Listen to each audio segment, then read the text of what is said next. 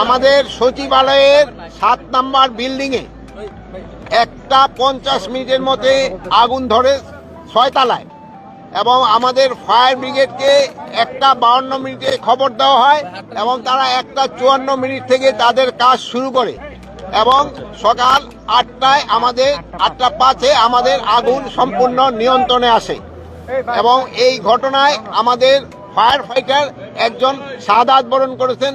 আল্লাহ তাকে বেহেশত নসিব করুক।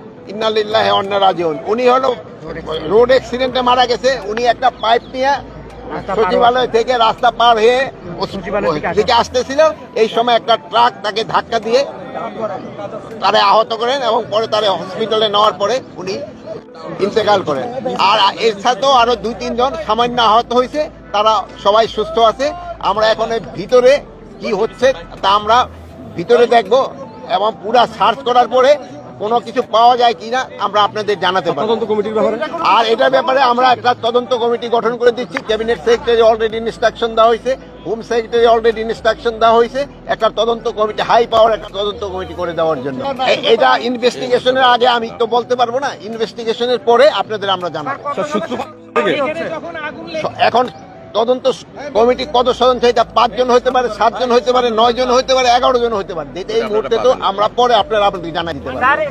সচিবালয়ের মতো এত সুরক্ষিত একটা জায়গায় এইভাবে আগুন, শোনেন, অ্যাক্সিডেন্ট তো সব জায়গায় হইতে পারে, এটা তো এই জন্য তো অ্যাক্সিডেন্ট বলা হয়। সচিবালয় হইতে পারে, দেখো তো সচিবালয়ের ভিতরে তো গাড়ি রাখা হয়, ফায়ার ব্রিগেডের গাড়ি। ফায়ার সার্ভিসের সঙ্গে ইতিমধ্যে কথা বলছেন স্যার। হ্যাঁ, আপনি স্যার ফায়ার সার্ভিসের সঙ্গে ইতিমধ্যে কথা বলছেন, যারা রাত্রে 1টা থেকে কাজ শুরু করছে, তাদের আগুনের উৎস বিষয়ে কিছু বলছে কিনা আপনারা?